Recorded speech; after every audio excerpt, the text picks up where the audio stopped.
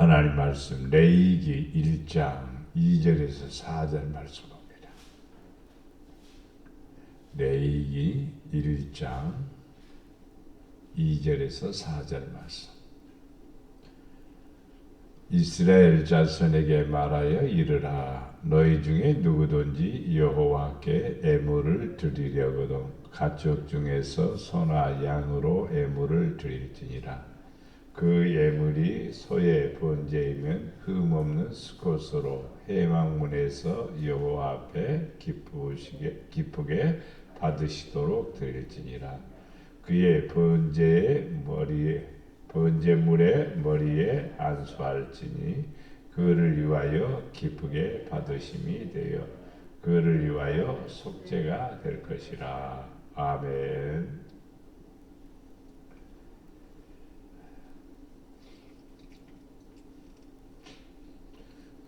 구약 시대는 예배를 제사란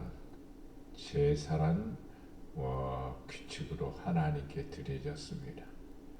하나님을 만나기 위해서, 하나님과 가까이 가기 위해서, 하나님과 혹은 대화를 하기 위해서, 또 하나님의 긍휼과 자비를 얻기 위해서 제사를 드리고 또 단을 쌓았던 것들을 볼 수가 있습니다. 레위기에는 제사법들에 대한 규례들이 이렇게 기록되어 있습니다. 하나님은 사람들과 교제하며 사람들은 하나님께 나아가는 어떤 통로를 만들었습니다. 그게 예배입니다. 그게 제사입니다. 구약에는 제사로 시작되고 신약에 와서는 예배로 이렇게 전환이 됩니다. 예배가 있어야만이, 제사가 있어야만이 하나님과의 만남이 이루어지는 하나의 도구가 되고 통로가 된다는 것을 볼 수가 있습니다. 그래서 지금도 하나님은 예배하는 자를 찾는다고 그랬죠. 어떻게? 신령과 진정으로 예배하는 자를 찾죠. 구약에도 역시 마찬가지로 정성을 다해야 되고 깨끗하게 하나님 앞에 예배를 드려야 됩니다. 그래야 하나님이 그도 예배를 받으십니다. 가인도 예배를 드렸고 아벨도 예배를 드렸는데 아벨의 제사를 받으시고 가인의 제사를 안 받으셨죠. 무엇 때문이었느냐고 본다면 믿음입니다. 가인은 믿음으로 안 했고 형식적이었죠.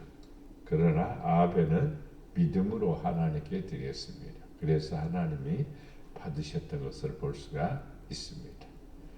예배에는 반드시 뭐가 있어야 했느냐면 제물이 있었습니다. 구약에는 반드시 뭐가 있어야 했냐면 제물을 가지고 왔습니다. 제물이 크든지 적든지 항상 예물했습니다. 출애굽기 23장 15절이나 34장 20절에 보면 빈손으로 내 앞에 나오지 말라. 빈손으로 내 얼굴을 보지 말라. 이렇게 표현하고 있습니다. 그래서 구약에는 반드시 예물을 가지고 와서 하나님께 드렸습니다. 양이든지 혹은 곡식이든지 무엇이든지 항상 예물을 드렸다는 사실을 우리는 알 수가 있습니다.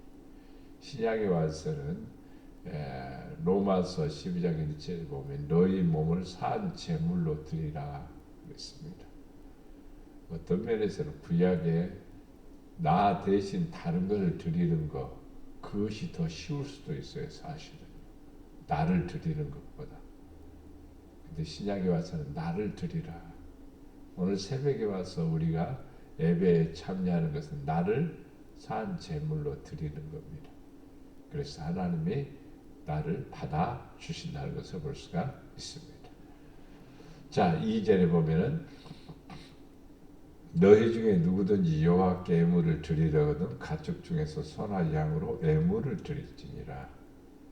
소나 양이나 곡식이나 그 어떤 것이 이제 품목이 중요한 게 아니라 예물입니다. 예물은 정성을 다해서 드려야 되지요. 그리고 힘을 다해야 되고 내가 최선을 다해야 됩니다. 그래서 하나님이 받으시도록 믿음으로 드려야 된다는 사실을 가르쳐주고 있습니다. 그래서 출애굽기 23장 19절에서는 가장 좋은 것이라 표현을 쓰였습니다. 대충 골라쓴 게 아니라 그 양들이 있으면 그 중에서 가장 좋은 것, 그 좋은 것을 하나님의 애물로 드렸던 것을 볼 수가 있습니다. 그리고 모든 소제물에는 모든 제물에는 또 이렇게 소금을 뿌립니다.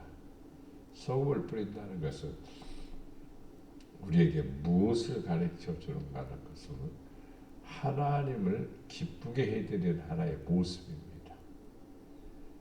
신약에 와서는 너희는 세상의 소금이라 그러죠. 우리가 하나님 앞에 희생의 제물이 되어지는 거죠. 소금은 존재로서만이 의미가 있는 게 아니라 녹아서 맛을 내는 데에 의미가 있는 겁니다. 그래서 성도는 이 세상 살아가면서 하나님의 뜻과 영광을 나타내는 데 의미가 있는 겁니다. 교회를 열심히 다니는데 어떤 역할을 하지 못하고 있다면 우리는 소금이 그대로 자루에 있는 것뿐이죠. 소금이 자루에 그대로 창고 가득이 있어도 아무 의미가 없습니다. 쓰여져야 되지요. 그래야 맛이 나는 거고 사람들에게 유익이 되는 것이죠. 그렇기 때문에 하나님 앞에 제물을 드릴 때도 반드시 소금을 칩니다. 그 소금을 뭐라고 하냐면 언약의 소금이라고 그랬습니다. 그래서 소금을 치면서 나는 하나님의 말씀대로 살겠습니다. 나는 하나님의 말씀대로 살겠나이다. 이런 고백이기도 합니다. 그래서 제물에 소금을 쳐서 하나님께 드렸음을 볼 수가 있습니다. 이것은 반드시 레위인들이 보는 앞에 가서 드렸습니다. 레위인들에게 갔다가 앞에 가서 드렸습니다. 개인적인 것이 아니죠. 레위인이 예배를 집도하고 있을 때 그때 예물을 가지고 와서 그것을 하나님께 드렸다는 사실을 봅니다. 이 예물을 드림으로써 거룩한 어떤 개념을 갖게 되는 겁니다. 나를 하나님께 드리는 것은 하나님이 나를 거룩하게 하는 것이고 내가 주의 도구로 쓰여지는 것은 하나님을 나를 거룩하게 사용하시는 것입니다. 그렇기 때문에 거룩함이라고 하는 개념은 내가 하나님의 소유물이 되고 또 하나님이 나를 사용할 때에 그게 바로 거룩함이지. 하나님 상관없이 내 마음대로 내가 하고 싶은 대로 살아가면은 거룩함이라는 칭호를 쓸 수가 없습니다. 이스라엘 백성들이 수많은 이스라엘 백성들이 있어도 거룩하다는 표현을 어떤 사람들에게 쓰냐면 레위 자손들에게 씁니다. 레위 자손들을 거룩하게 한다는 개념을 써요. 그것은 뭐냐면은 예배를 직접 집도하고 예배를 이끌어가는 레위 지파 사람들에게 그 칭호를 주는 것과 같이 이제 성도들은 하나님 앞에 자기 자신이 예배의 주인공이 되는 겁니다. 그래서 하나님 앞에 어떤 사람이 됩니까? 거룩한 사람이 되는 겁니다. 예배하고 아무 상관이 없으면은 거룩함은 의미가 없습니다. 그래서 성도는 예배를 통해서 신령하다 혹은 거룩하다 이런 칭호를 받게 된다는 것을 볼 수가 있습니다.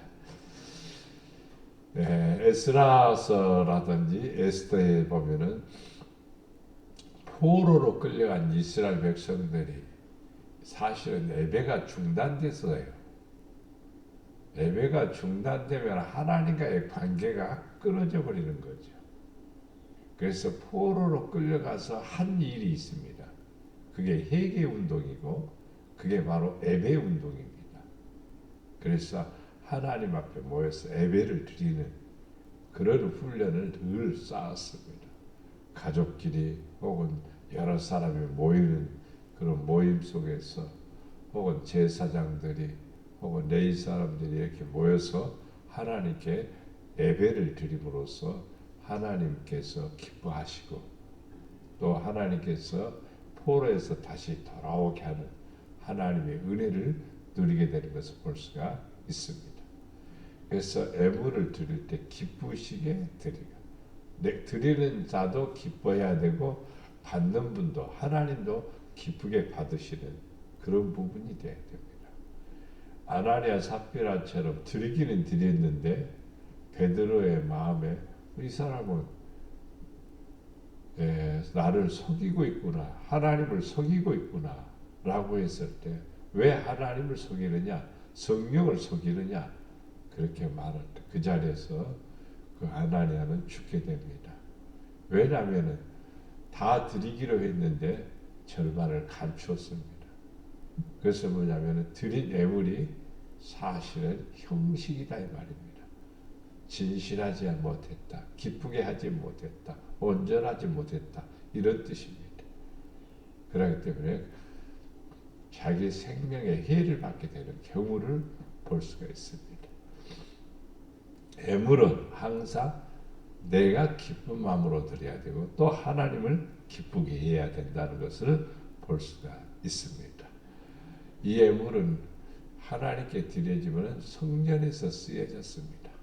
성전에는 항상 사람들이 왕래하고 레위지파가 거주하고 또 성전에 여러 가지 도구와 기구와 이런 여러 가지 것들이 있기 때문에 쓰여지는 필요한 재물이 있습니다.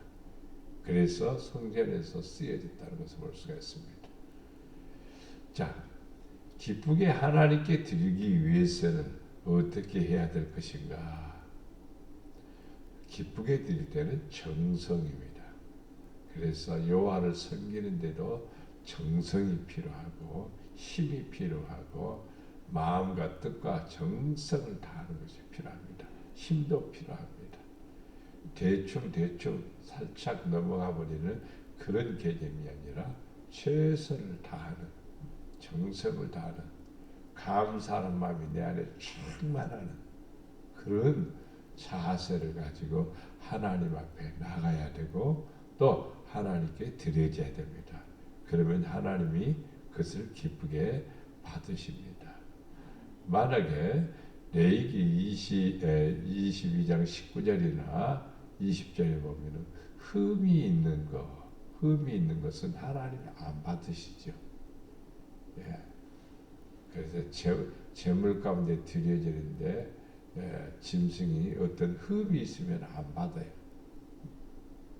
좋은 거 있는데 왜 흠이 있는 것을 드리느냐? 이게 뭐냐? 정성이죠. 정성. 마음의 진실이죠. 마음에 진실이 없이 형식으로 드리는 것을 안 받으신다 이 말입니다. 그래서 정성을 다해서 하나님을 기쁘게 해야 됩니다. 하나님이 기뻐하는 것은 무엇인가? 공의와 정의를 행하는 것을 기뻐하시지요. 바르게 하는 것을 기뻐하시지요. 정직하게 하는 것을 기뻐하시죠. 그래서 하나님이 받으시는 겁니다. 이사야 56장 7절에 보면은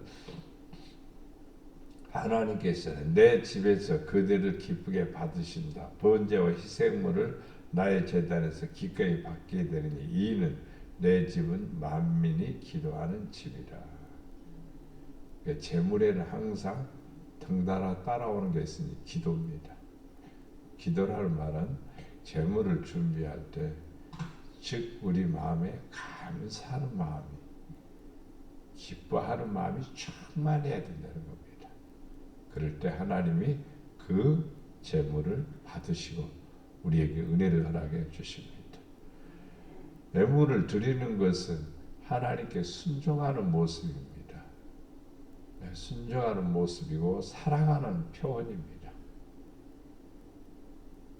부모에게 무언가 선물을 하는 것은 자녀들이 부모를 존중히 여기고 또 나를 낳아주시고 나를 이렇게 키워주신 부모에 대한 보답이기도 하죠. 그런데 선물을 주고도 욕을 먹을 수도 있고 선물을 주고도 칭찬을 받을 수가 있는 거죠. 부모에게 필요한 것, 또 부모에게 아주 정성을 다해서 이럴 때 부모는 감동을 받죠. 하나님도 똑같습니다. 하나님도 우리를 구원해 주셨고 택하여 주셨고 불러 주셨고 인도해 주셨습니다. 그렇기 때문에 우리도 당연히 하나님께 뭐 해야 되냐? 보다 혹은 감사, 하나님께 영광을 돌려야 됩니다. 그럴 때 하나님이 기뻐하시고 그 예물을 받아 주십니다. 마지막에는 이 예물의 의미에는 뭐냐면 속죄와의 관계가 있습니다. 4절에 보면 그는 번제의 머리에 안수할지니 그를 위하여 기쁘게 받으심이 되어 그를 위하여 속죄가 될 것이라. 우리가 하나님 앞에 헌신하고 몸도 드리고 또 마음도 드리고 정성을 드리는 것은 무엇 때문이냐면은 나를 구속해 주신 하나님의 은혜에 감사해서입니다. 그렇습니다. 주님의 은혜가 아니면 우리는 죽을 수밖에 없고 죄 가운데 그저 거할 수밖에 없습니다. 그런데 주님께서 우리를 위해서 대속물이 되셨습니다. 우리를 위해서 대속물이 되었으니까 우리는 그 대신 감사하는 겁니다. 하나님께 영광을 돌린 겁니다. 출애굽기 21장 30절에 보면은 속죄금이라는 게 있습니다. 제사함 받았으니까 그 제사함에 대한 대가로 속죄금을 부과하는 거예요. 그래서 생명의 대가로 나를 살려줬으니까 그 살려준 대가로 내는 겁니다. 이것을 생명의 대가로 낸다고 그랬습니다. 그래서 이 생명의 대가가 어떤 경우는 매일마다 드리기도 하고 어떤 때는 때를 따라서 드리기도 합니다. 이 속죄 제물은 애물을 준비하는 애물도 깨끗해야 돼요. 깨끗해야 되고 아름다워야 됩니다. 그러면은 우리가 드려졌을 때 하나님이 받으시고 우리를 깨끗게 하시고 또 복되게 하신다는 것을 볼 수가 있습니다. 레위기 16장 30절에 보면은 모든 죄에서 너희가 여호와 앞에 정결하리라. 뭐함으로? 애물을 드림으로 정결함을 받는 거예요. 모든 죄에서 정결함을 받는 거예요. 애물이 없이 속죄가 있지 않았습니다. 그래서 구약에는 반드시 애물을 드림으로써 내가 속죄를 받는 것이고 그리고 내가 깨끗함을 얻어서 거룩한 백성이 되는 겁니다. 민수기 8장 19절에 보면은 하나님께 가까이 나갈 때는 반드시 뭐가 있냐면 애물이 있습니다. 애물을 드릴 때 이제 우리에게 뭐가 오지 않냐면 죄 때문에 오는 게 있어요. 그게 벌이지요. 죄 때문에 오는 게 있죠. 심판이죠. 그런데 애물을 드림으로써 죄가 사해졌어요. 그러므로 우리에게 안 오는 게 있습니다. 심판이 없습니다. 심판이 없어요. 벌도 없습니다. 왜냐하면 애물로 통해서 다 탕감을 받았기 때문입니다.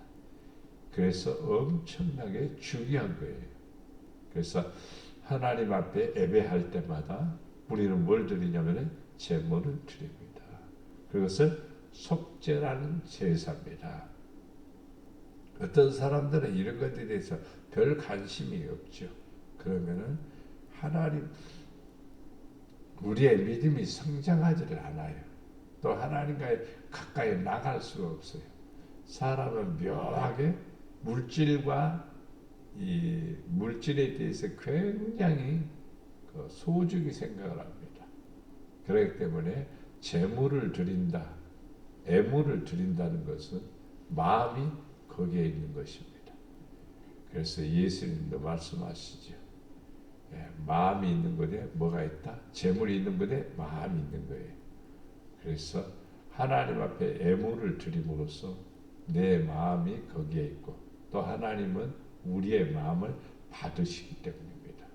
그래서 정성을 다해서 하나님께 애물을 드리는 겁니다.